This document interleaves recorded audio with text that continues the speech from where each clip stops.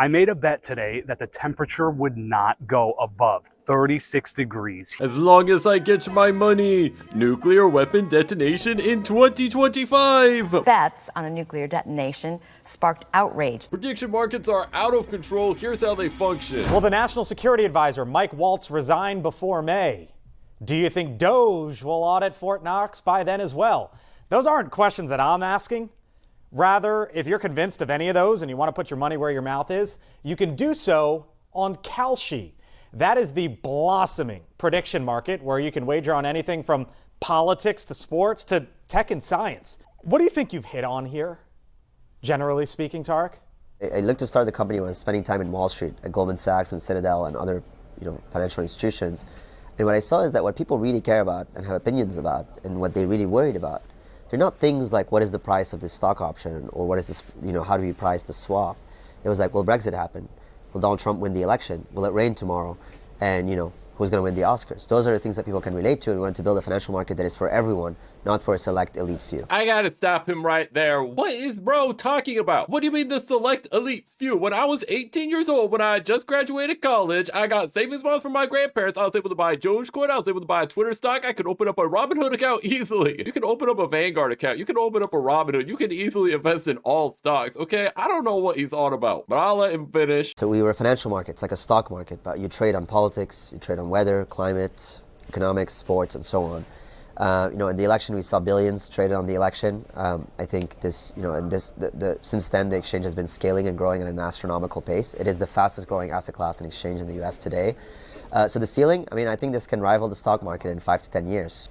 So you think it could get into the hundreds of billions potentially? Definitely in the hundreds of billions, potentially into the trillions. Wow. Yeah, I've seen enough, man. Shut it down. Why do we have to bet on every little thing? At least with the stock market, yeah, a lot of it has insider trading. There's a lot of people who use the stock market as a casino, but at least at the core of a stock market, you own an asset. This is just straight up, I'm going to bet against this guy, and this founder who's being interviewed gets a little cut of all of those bets. I see it to be straight up gambling. I think it should be illegal. I think all gambling should be illegal, but here's an argument as to why these predictions are as bad as gambling somehow. There's a real fear that a lot of technology companies, as they scale, tap into a less mature prefrontal cortex of men looking for dopa hits, and that prediction markets are sort of the high IQ version of gaming apps, and that it preys on a dopa-hungry male. What's the demographic profile of your average customer, and what is different from prediction markets from just flat-out gambling? The vast majority of volume is really in the bucket of 25 to 45 years old. I think the concern that you sort of outlined is a real concern. This concern applies to any financial market. I think it applies to day trading of options, retail trading. I think it applies to crypto. It applies to traditional gambling and sports betting. And that risk exists in prediction markets. I think prediction markets is a much healthier mechanism than a lot of these other mechanisms. I think a lot of the issues have come from the gambling industry. And I think we got to look at the incentives in that industry. When you go to a casino or you go to a traditional sports book, the revenue of that company is equal to the customer's losses. If ad comes to me, the business model is figuring out how much money can I take from ad. Well, what you're going to figure out is like, okay, I have Ad and Scott as customers. If Scott is the winner, I'm going to block Scott from participating because anything that Scott wins is going to take from me as a business. And if Ed is a loser, I'm going to figure out how to get Ed hooked in the platform. It's a perverse incentive. And, show me the incentive, I can show you the outcome. Basically, you're going to get people hooked and dopamine hits are going to basically be, increasingly a bigger part of the platform. Prediction markets just don't have the inherent incentives. I take a small fee and Ed is not trading against me. Ed is trading against Scott. It's inherently just more social. I don't see it as social, but this guy got his buzzwords locked in. I will give him credit for that, but he is not wrong, right? So if you are on a traditional gambling app like a DraftKings or a FanDuel, if you win too much, right? If you are too successful in your bets, they will limit your account and nerf it. I saw an interview with a guy, he was very successful betting on tennis matches. He saw that whoever serves tends to win the round, so he was printing money, and the DraftKings app essentially nerfed his account and stopped him from betting large amounts on tennis because he was winning too much. So the Kalshi founder is right. At least with Kalshi, you can win and win and win, and Kalshi as the company does not have a problem with you winning. But what Kalshi wants is for you to continually predict. They want more and more cash flow, they want more and more predictions, they want people to get addicted to spending on their site. So sure, there is a difference there, which he doesn't care if you're profitable on his site, but he still wants you betting a ton and he still wants you addicted. But is Kalshi a good source for predicting the future? I'll read an email from one of our listeners. I'm a journalist and a fan of the show. I don't understand why I'm hearing Kalshi percentages cited during the show as evidence of anything. It's people guessing. I think it's more harmful than helpful. So what do you think about that? This is one of those things I'm hugely conflicted by because I am absolutely fascinated with the data. Where I would push back on the listener is, oh no, this data is incredibly insightful. This is the wisdom of crowds. Whenever I'm looking at political races, whenever I'm looking at interest rate movements, I go to Kalshi. Typically the people who did this stuff were academics, economists, or an investment banking analyst. All of them are conflicted. All of them want to catastrophize because it makes us look smarter. All of us have third-party influences. Nothing is more amoral and pure than money. When someone bets on something, it really shows you what they really think is going to happen. These speculation markets or prediction markets have essentially put pollsters, and to a certain extent, investment banking analysts, out of work. If you look at the prediction markets record versus pollsters in the last election, the prediction markets kicked their ass. I love the data. I am swimming in the data. It's one of the first things I do before I get on a show. I look at Kalshi data. I'm totally conflicted because at the same time, there's a really good argument that this is just gambling. Yeah, it's a mix, because on one hand, it seems like a lot of people gambling against insider traders, but if you actually look at the graph and people are putting up their own hard-earned money looking to profit, it will give you a more realistic look into the future than a bunch of pollsters. And we learned how awful the pollsters were in 2016. They gave Hillary, what, an 85 to 90% chance of winning the election, and she lost. So I think it was after that that people were looking for a different source. And the same thing happened in 2024, where these prediction markets gave Trump a good chance of winning. All the pollsters said that he would lose, and he ended up winning. So regardless of what you think about him, the pollsters aren't accurate for whatever reason. So there's an argument coming up that when pollsters ask people who they're voting for president, they don't want to say the truth. They're scared that they'll be ostracized or attacked for their beliefs. But my personal theory on it is that they want to use polls to control the narrative, right? The whole 2016 media and all of their pollsters ran with this idea, oh yeah, we're all voting for Hillary. We're all with her. Oh, she's going to win this election. Oh yeah, everyone is with her. I felt like the pollsters were more trying to set a narrative than give an accurate reflection of who the people are going to vote for. So as much as I dislike these sites, at least it gives a more accurate look into what people think will happen as they're actually risking their own money. And here's a look at Polymarket, which is Kalshi's biggest competitor. It's a site where you can basically bet on current events. Some sort of question about the future, like an election. And as a result, when a ton of people are betting, you get the betting odds, which basically tell you how likely each outcome is. And how accurate is it? It's the most accurate thing we have as mankind right now, until someone else creates some sort of super crystal ball. Shane Copeland may be prone to hyperbole, but he's definitely onto something. The race is a dead heat. In the run-up to the 2024 presidential election, while pundits opined and pollsters canvassed, Polymarket posted a simple question for users to put money on. Who will be the presidential election winner in 2024? Donald Trump started pulling away in early October. I think one thing that's important to understand about Polymarket is it is not a poll. That's not the function of Polymarket. Correct. Polymarket is trying to predict the outcome. The percentage of people who are going to vote for a candidate is not the same as who's likely to win. And you would look at Polymarket and it would say 70-30 for Trump. And people are like, no way it's going to be 70-30. But he could win by 1 point, but he's 70% likely to win. Which is a different question that pollsters are asking. Exactly.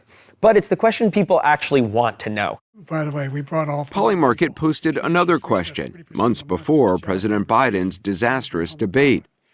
Biden drops out a presidential race? Early on, the odds hovered between 10 and 30%. The market was pricing it that it was unlikely, but that it was possible. And ultimately, during the debate, the price started skyrocketing. You could watch it during the debate. Exactly. And everyone was talking about it. Because by that point, odds were on Polymarket, he's going to drop out. Yes. The idea that this was able to go and surface this at a time when a lot of the mainstream media, and like no knock to mainstream media, but a lot of people were trying to say, hey, he's going to stay in.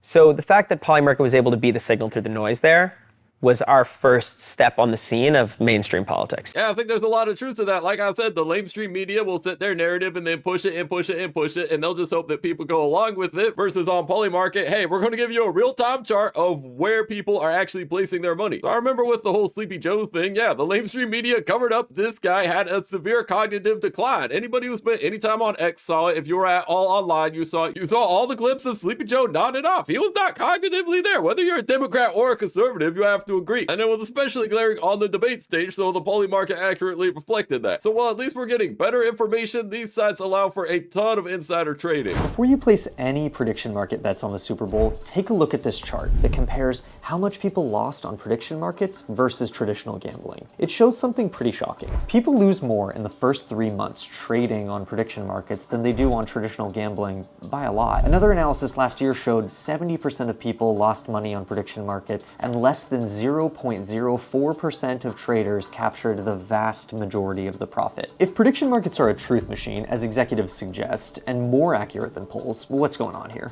Well, consider this bet on Kalshi about how long the Super Bowl halftime show will last this year. Maybe you think about some other halftime shows you've seen, and you decide to make a bet that it'll be at least 13 minutes. But there's a difference here with traditional gambling. You're not gambling against the house in this case. You're gambling against other people who disagree with you. The thing is, there's lots of people out there who know how long the halftime show will last this year. They've been in rehearsals for weeks. Stagehands, performers, support staff. People trading on prediction markets are getting fleeced by professional traders and people working with insider information. There are tons of examples of this. A brand new account on Polymarket made $400,000 by placing a bet predicting that Maduro would be removed from office just hours before he was captured by the Trump administration. Someone who really looked like a Google insider made $1 million in 24 hours betting on Google search trends with a shocking degree of accuracy. Caroline Levitt recently abruptly ended a press conference right before the 65-minute mark, suspiciously making some people a ton of money. But here's the thing Kalshi and Polymarket won't tell you. This insider trading is kind of the point. If prediction markets are a truth machine and meant to separate signal from noise, they need well-informed insiders to bet on their markets and push the odds in the right direction. Banning insiders is at odds with their goal of accurate predictions. But allowing insiders pushes away everyday bettors because they feel like the market isn't fair. Right now, the prediction market companies are trying to have it both ways. Kalshi, for example, claims that insider trading isn't allowed, but the reality is they don't have an effective way to ban insiders. They can't possibly police all of the traffic that they get. And if they want accuracy, they can't get rid of the insiders anyways. This won't affect your bet on, say, the Super Bowl coin flip, but a lot of people out there have Bad Bunny's set list, and they know what song he's gonna play first. There are people who work for Drake who know if he's going to the Super Bowl or not. And these people are incentivized to place a bet on Kalshi or Polymarket and make a ton of money. But on the other side of the bet is a less informed person without insider information who probably thinks this market is fair. It's not, and these companies need to be honest about that. They need insiders, and they aren't going anywhere. Now, if that information is accurate, that's an absolutely insane ratio. So it seems like the entire site consists of people with insider information fleecing a bunch of dumb people who think, oh yeah, I can predict this, or I have a good hunch on this, and they just lose all their money to these insider traders. So maybe that's what it is. It's like the information is more accurate, but there are a lot of dumb people who think that they can outsmart the system and win money. And they pointed out the man who profited off of the Maduro capture. This is a national security risk. So we are the United States military, and we clearly have someone with insider information who decided to take a large bet on if we'll capture Maduro. That is putting our troops at risk, because what if Maduro and the Venezuelans were watching it and they're like, oh, what the heck? Someone just put 50 grand that I'm gonna be out of office tomorrow. All right, let's lock in, let's amp up security. And now US troops are at a higher risk because they're on high alert because someone at the Pentagon decided to insider trade on this operation. And Caroline abruptly ended her speech. Either her friends are making money or she just wanted to troll the stupid bettors on the website, because who's ever giving speeches or whoever knows that people are betting on much words that they'll say they want to troll or they can help out their friends. So I know I'm radical in 2026 where I think that all gambling should just straight up be illegal. I don't want the young men losing all of their money, being unable to save, being unable to support future families because they're losing it to these awful addictions. But at the very least, we got to make it illegal to bet on government policies and especially military actions, because this is a danger to our troops. And here's some blatant insider trading on Polymarket. So this is a random brand new account on Polymarket that just dropped a $63,000 gamble that there's going to be a strike on Iran today. It's got to be one of those guys He's like flying over there, like as you're going. Why are we allowing this? Why are we allowing a company to legally operate in America in which someone with insider information can put $63,000 that we will strike Iran? Why are we allowing this? The Iranians aren't dumb. They can see this and they can prepare in advance. It's absurd that any of this is legal, and here's a better look at these mention markets. You're a full-time Kalshi trader. Yes. What does that mean? On Kalshi, I mostly trade what's called mention markets, which is a market on what words will someone say in a speech. What do you usually spend your time doing throughout the day? So you have transcripts, which is kind of the boring part, and that's like looking at historical word frequencies. But the second part is what I call vibes. And that's where you kind of evolve from just the transcripts to thinking about what is happening with like current events. Caroline Leavitt, White House press briefings, right? She may say like Israel at like a 50% frequency in all of her speeches. But if Trump just announced, a big historic like Israel-Hamas ceasefire, obviously in the next White House press briefing, it should be priced closer to 90%. And that's where you'll find like the best edges because, Because you're trying to get the Israel-Hamas vibes. Yeah. So far, have you made more money doing this than you would have had being an accountant in this same time frame? Yes. Like, probably considerably more. And I'm... Fuck, man. All right, good for you. That's awesome, dude. So, why am I doing this shit? Why am I doing this shit, man? That's a funny interview. It's just, why is any of this legal? Look, I understand the government cannot stop individual bets. If one of my homies want to bet on something, that's fine. But why is a third-party institution allowed to facilitate and profit off of our bet between us? That should not be legal. So I'm happy for this young man. He seems intelligent, he seems disciplined, and he's able to better predict speeches than the other people. But like, what are we doing? What value does this add? Other than showing what people actually believe because they are putting their money on the line, where's the value? And I don't blame him for trying to get money out of this. Hey, he asked God to go get his money, but for the lawmakers and for our nation as a whole, where's the value? Where's the value on allowing everyone to bet on a speech and bet on what words people will say? This should not be a viable financial strat for a company in this country. And here's more on these mention markets. At the end of your quarterly earnings call, we've been having discussions about Polymarket and prediction markets and everybody betting on what people are going to say at any given moment. And you read off the words that people were betting on the call. You said Bitcoin, Ethereum, blockchain, staking, Web3. Tens of thousands of dollars had been bet on each of those words. People were betting on whether you would actually say those words, and then you effectively were trolling them, I think. Can you tell us? Tell me what you think about that and what you think about prediction markets if you can effectively determine the winner. The conference call was me just having a little bit of fun, but I think the bigger picture here is that prediction markets are a big deal. And for 1% of people, they're trading it just like another asset class. But for 99% of people, they're looking at it as an alternative, I think, to traditional media, actually, to figure out what's going to happen in the world. And then some people are also just using it for entertainment, right? So it's a very interesting new area. I think that actually we're going to see even more potential here. Like an example would be policymakers could actually use prediction markets to say, okay, of these three policies, which one will raise GDP or which one will lower unemployment the most or whatever metric you're trying to get. And they can get signal from the market about which policy to actually go implement. That is just straight up a dystopian hellscape. What? Policymakers are going to look at the prediction markets for what should be done? So what's stopping all of the lobbyists and the global elite from just funding a prediction market for a policy they want to trick the lawmakers into choosing it? I mean, I guess it's not that much different because they just fund all the politicians anyway, but good grief, dang it. And it's just absurd with these speeches where people bet on the links of the speech, they bet on what the person will say, and then this guy, he saw, okay, here's all the words people are betting tens of thousands of dollars that I'll say. I'm just going to read them out. Ha ha ha. I'm doing a little bit of trolling. It's just straight up free insider trading. It's just free insider trading. I could just text all my friends, hey, I'm going to say all the words on Kalshi, bet away, free money. I say all the words. I'm like, haha, isn't it funny? I'm trolling. Straight up, what are we doing? I know the stock market allows for a ton of gambling, okay? People bet on spreads. People put all their money on whether a stock will go up or down in a single day. There's a lot of crazy day trading. I understand that. But the way I and a lot of people use the stock market is fundamentally perfectly sound, where you invest in an S&P 500 or you invest in specific stocks where you have actual ownership of a company. With this, you don't own anything. It's not an investment. It's just straight up a prediction. You own nothing but a contract that if this event happens, I get your money. That's not ownership of anything. Some people are literally betting on what Mr. Beast will say. Wait, am I missing something? Why doesn't Mr. Beast just take all of his money, go on Polymarket and trade on, if he's gonna say Feastables in his next YouTube video, and just say Feastable, and then boom, he'll literally double his money. That's absurd, and what he pointed out is that there is a $10,000 volume, so if Mr. Beast was to bet, he couldn't bet all his money because he needs somebody else betting their money against him. So there is an inherent cap to what you can bet, but it's still absurd. People are also betting on the weather. I made a bet today that the temperature would not go above 36 degrees here in Chicago. So as I was out here enjoying my cigar walking around, it reached 37 degrees at Midway Airport. So of course I panicked and I opened up my Kalshi app to check the bet. And you know what?